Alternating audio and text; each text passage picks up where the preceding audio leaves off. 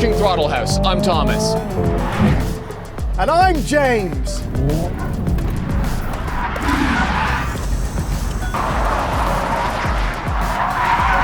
And this is the Hyundai Ioniq 5N.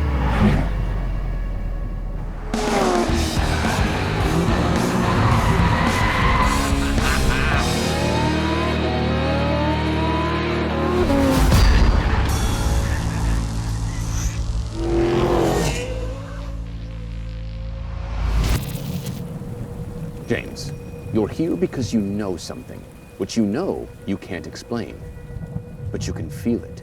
You've felt it your entire life, that there's something wrong with the world.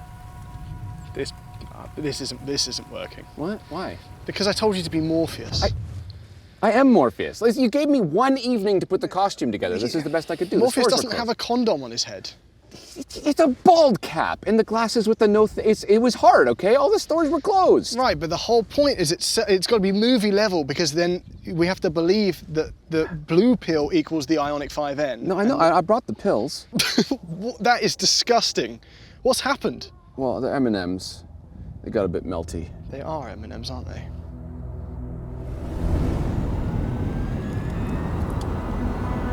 Okay, the idea there was if Thomas was a proper film-level Morpheus, he would have explained that this is a giant blue pill. This is choosing to be tricked and to be fooled. Because this is a car that has an N badge, and in our experience, there are sort of three pillars to Hyundai's N cars: affordability, agility, and flatulence. But they've all been four-cylinder compact petrol cars. So how can Hyundai's bloated family electric car possibly be agile, or flatulent for that matter? And if it's 20 grand more than the regular Ioniq 5, well then it's not affordable either. On paper, this thing simply cannot achieve N-ness, which means it's going to have to attempt to redefine it. So what could Hyundai possibly have in store that will persuade us to choose the blue pill and accept an artificial reality? Well, let's start with the fact that Hyundai have given the Ioniq 5N dual personality disorder. Because right now, it feels like a normal Ioniq 5, and I've been living with this. And apart from the noticeably stiffer suspension and the sport seats, which are wicked by the way, supportive, not too firm, it can feel like a normal Ioniq 5. And then you press a bunch of buttons and it is this massively overcomplex system. And suddenly you have a fake 8-speed transmission with fake engine sound.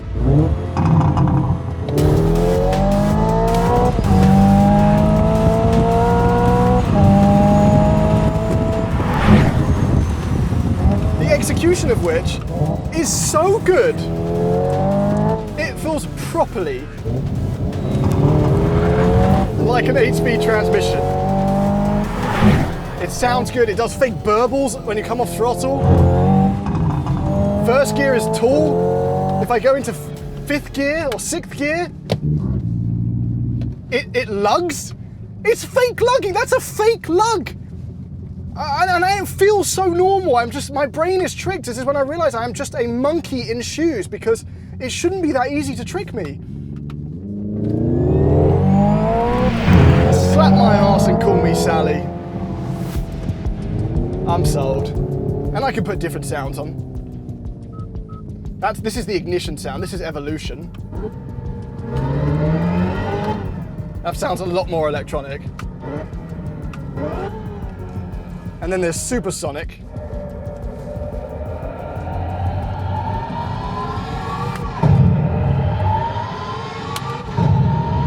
Which has an explosion at the end.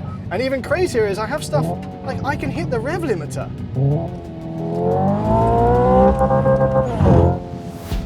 That's not real! It's not real! Did you see how the car moved? It moved as though I hit a real rev limiter. I don't understand, I'm so confused. And I'm so impressed. Is this red pill or blue pill territory? If it's done so well, what difference does it make? If Beyond Meat tastes exactly like meat and I save a cow, why wouldn't I do it? This is the first car in a long time I have picked up and live with, and just driving it home, I've just laughed. People at Hyundai are just having fun. Engineered fake fun. The last engineered Korean thing I had that was really good was a bibimbap. But it turns out their joy extends to cars. And man, does it have some performance. Performance that needs some room to stretch its legs. So I headed over to our drag strip, where, thanks to our friends at Car Hub here in Ontario, there was a nasty but rather unexpected competitor waiting for me. Oh, look, another fast utility vehicle that has almost 5,000 pounds curb weight and a real 8-speed transmission and all-wheel drive, except he has 641 horsepower. I have 601, unless I activate N-Grin Boost or the launch control, in which case we both have 641, except the difference is his has a Lamborghini badge. 5, 4, 3, 2, 1, go! Neck and neck, neck and neck, and he's off. Where's the Urus gone? That wasn't even a race. That wasn't even a race. The Korean EV shitbox beat the Raging Bull. Okay, let's let Thomas have a little play on the track. All right, let's see what she's got. Oh, that sounds like a real car. That's weird. All right, this is the most confusing thing I've ever used on a vehicle. So I think I've got it in the most aggressive modes, and I've got the traction control off. Oh, Jesus, yep. Kicks the rear out right away. All I care about is that it doesn't show its mass too much, and it is engaging to drive. If it can do those two things, it's an EV that interests me. And like immediately, first turn in to any of these corners, I can feel that outside front tire. I can feel it digging in. I can feel it starting to skid and slide, telling me where the understeer is. And there isn't much understeer because any amount of throttle, or even off throttle as well, it rotates really nicely. Oh, that's good. Why is this so good to drive? What's happening? All right, high speed, on the brakes, turn in. Oh, pogoing a little bit on its suspension there, even though I'm not in the stiffest mode. But yeah, oh, that's fun. That's fun. Whoa, okay. Look at this. Just dabs of opposite lock. Oh my God, that's good. All right, let's stop messing around. Let's see what she's got. All right, we're gonna turn on this N drift optimizer thing. Oh my God, use the N drift NDO only on dedicated racetracks. NDO may not comply with the laws of the country, and its drivers are responsible for complying with the laws of the country. Using this function may cause premature tire wear and damage. No NDO is available when all the following conditions are met. Motor in Sport Plus mode, in N mode or N custom mode. So Sport motor, yes. ESC is off. While pressing the brake pedal hard in drive, neutral, or pressing the brake pedal hard. Okay. N drift optimizer is on. The operating conditions for N drift optimizer have not been met. Okay. I'll watch the tutorial. Okay, it's only available in rear wheel drive. I wish we had staged this scene, but we didn't. I literally couldn't figure out the modes.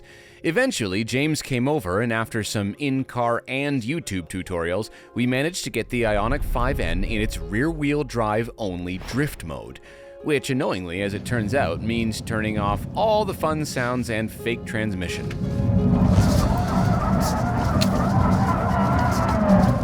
Whoa, okay. It's a bit lively.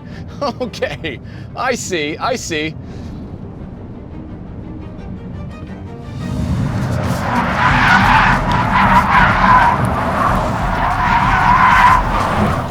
Whew. Okay. Ah, that's a new experience. Feels different. I mean, I wish I could have it in the shifty mode when I'm doing the skids, because I want to hear the engine. I use those gears as like a reference point to, how much throttle I need to give it. I like that it was doing that. Why can't I have both at the same time?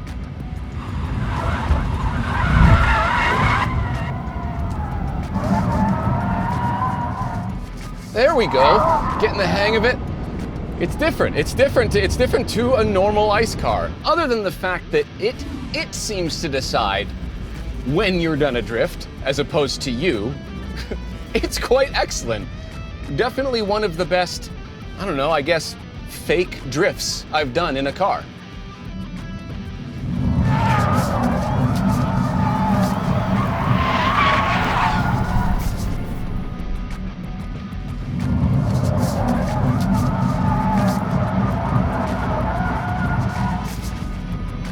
I will say though that on entry and mid-drift, you are on your own, which, thank you, Hyundai. That's the way it should be.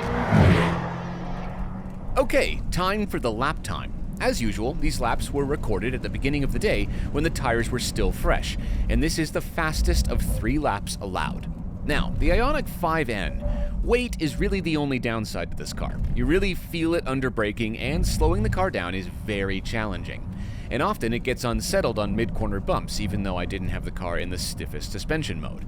I did have it in sprint mode though, which is designed to be the fastest for lap times like this, but unfortunately you don't get the cool motor and shifting sounds. But that's okay, because the rest of the experience is more than engaging enough. It feels really well balanced, the steering is surprisingly talkative when loaded up, and I could steer the car easily with the throttle. Once I got it slowed down and settled into the braking zone properly, finding apexes was super easy. Hardly any understeer at all. But it is quite a wild car to drive. You can see me constantly using the steering to settle the rear end. It's a very active car. Tons of fun and quite quick mid-corner and corner exit, but it does feel a bit let down overall by the grip level of those tires. Let's watch the rest of the lap.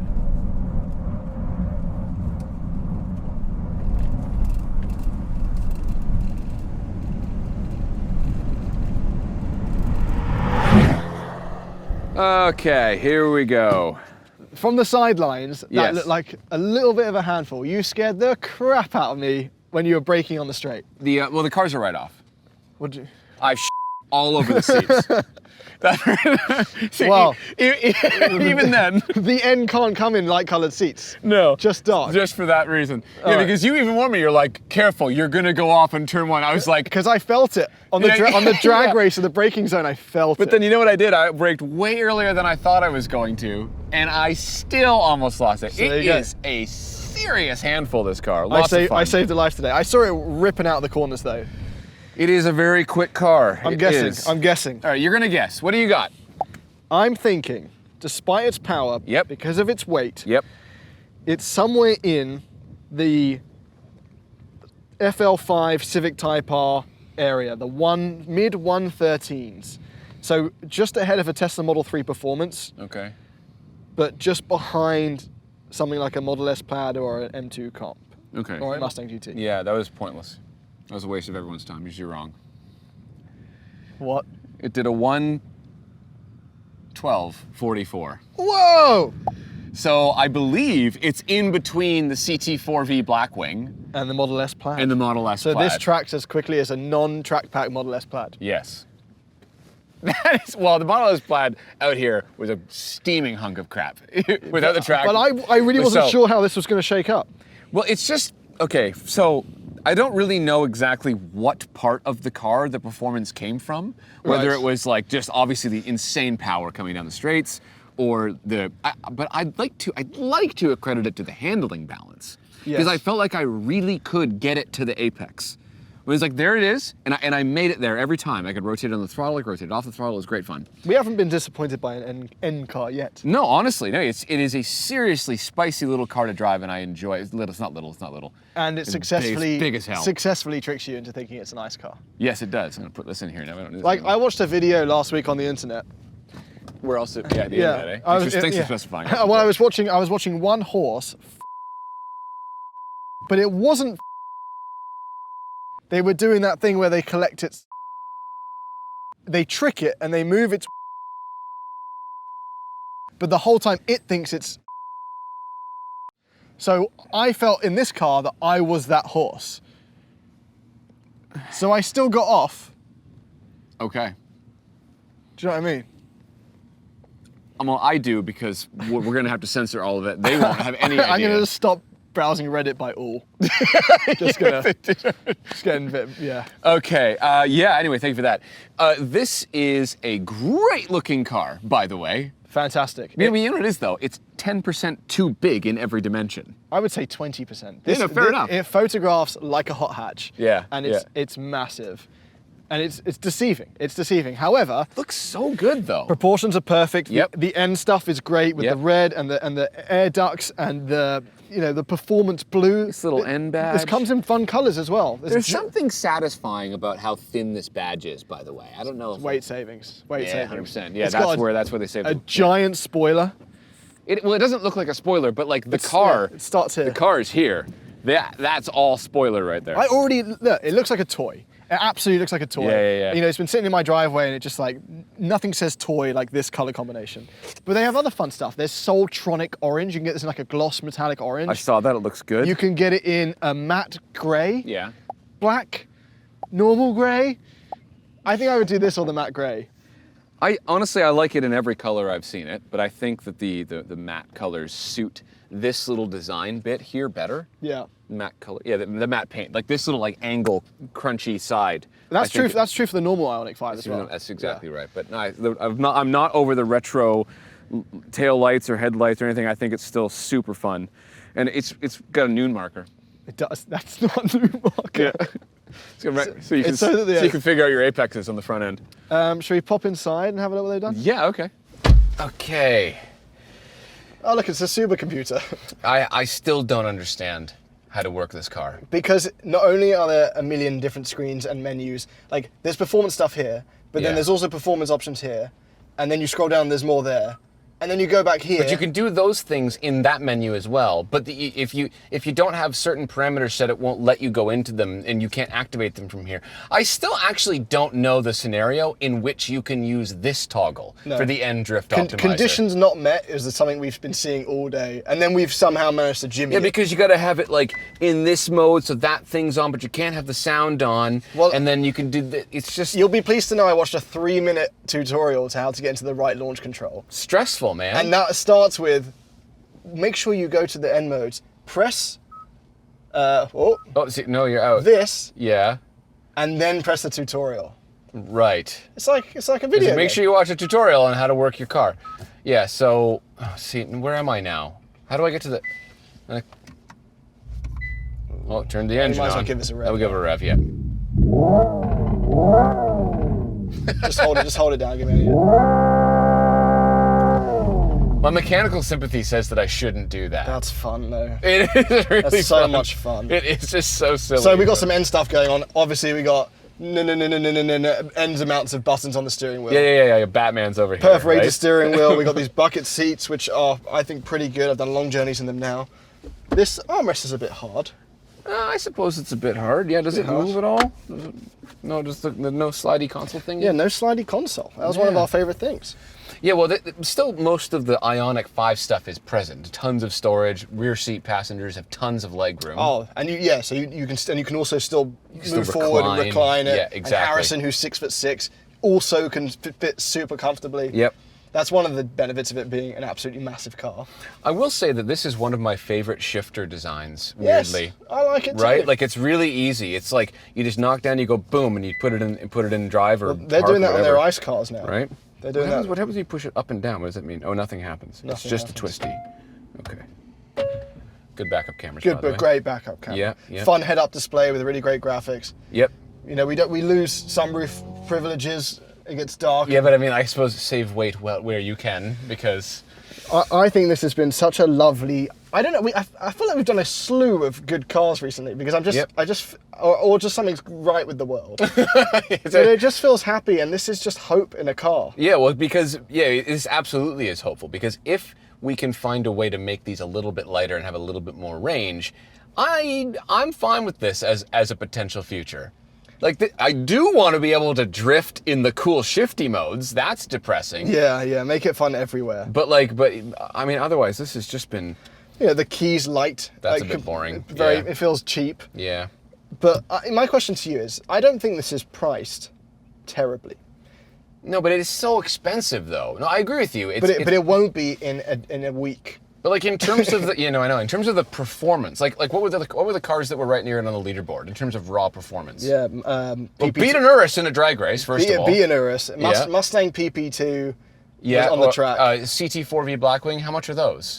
Similar Price to this, right? What would you get between the two? I would get a CT4 to the Blackwing. That's a stupid question. Don't ask me that. What about fancy stuff? What about like a BMW M340i? If this had an extra 30%, 40, 50, 60, 100% more range than it does. This really suffers from range. Really sucks really for that. Suffer. 350 kilometers range. Then I would consider that. And we were talking about this. You were saying, like, I don't think no one's going to, it's not a track car. But we drove it here from a supercharger or a fast charger.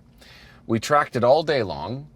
And now we're at 17%. You probably have just enough to get back to the charger. We did a ton of laps. I don't think I do have enough. You might not be able to get home.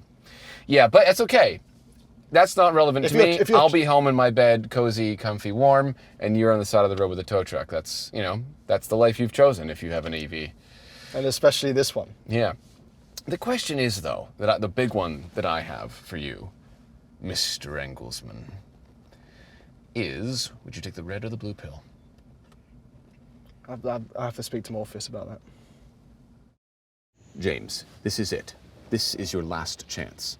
You take the blue pill, the story ends. You wake up in your Ioniq 5, believing whatever you want to believe. You take the red pill, you stay in Wonderland, and I show you how deep the rabbit hole goes. Thank you. Oh, it's blue.